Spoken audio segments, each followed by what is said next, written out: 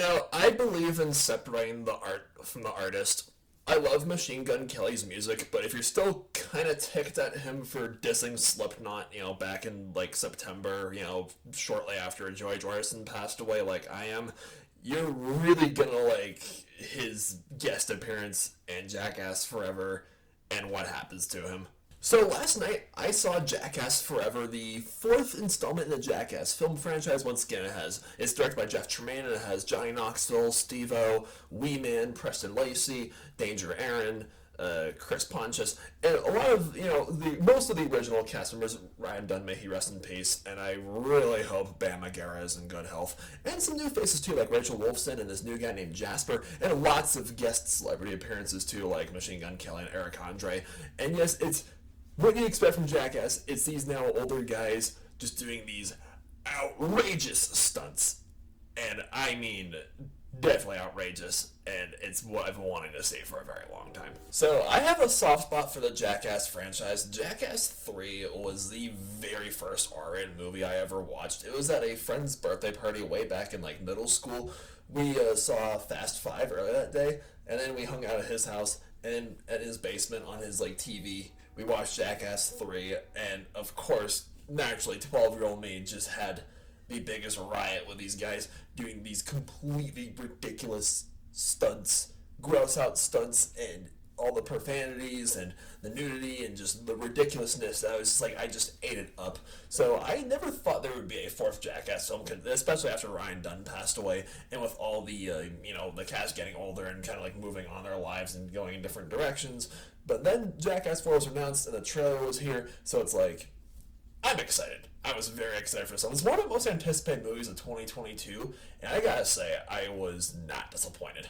Jackass Forever is truly unique as a film because it's the only film that I have seen in theaters that has... This is simultaneously the hardest I have laughed in a movie theater in a very long time, and it's simultaneously the hardest I have cringed in a theater in a very long time. Some of the stunts in this film, keep in mind, Steve-O has been sober since like 2008, I believe. The fact that he went through both Jackass 3 and this fourth film with completely rock sober, with the stuff that he does in this movie, especially one scene in particular with bees, I was like, oh my goodness, Steve-O, these guys are just insane, and there's a lot of male nudity in this film with a lot of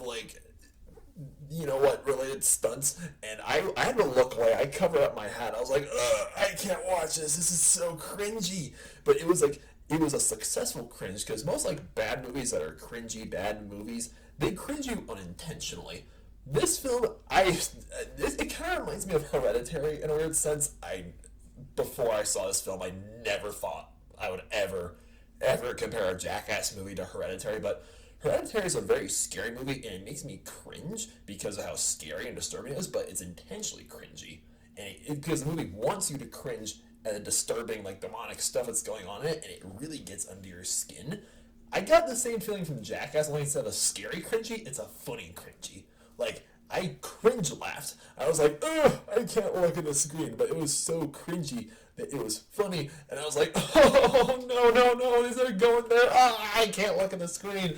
Like, oh, there's so many, like, completely ridiculous stunts. They do, like, there's, like, throwbacks to, like, their older stunts from, like, the MTV, like, TV series and the first two Jackass films, and yes, a lot of guests on this.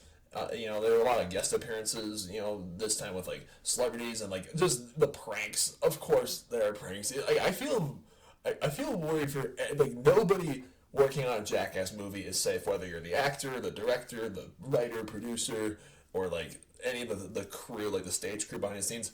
Nobody is safe, and I walked into this trailer looking forward to the bear scene that we got with Danger Aaron.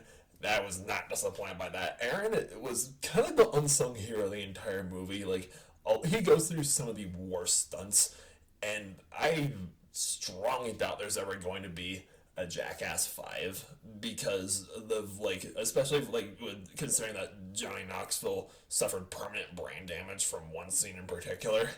And these guys are older. They can't keep doing this forever. But like, there are some new cast members. Again, you got Rachel Wolfson and Jasper.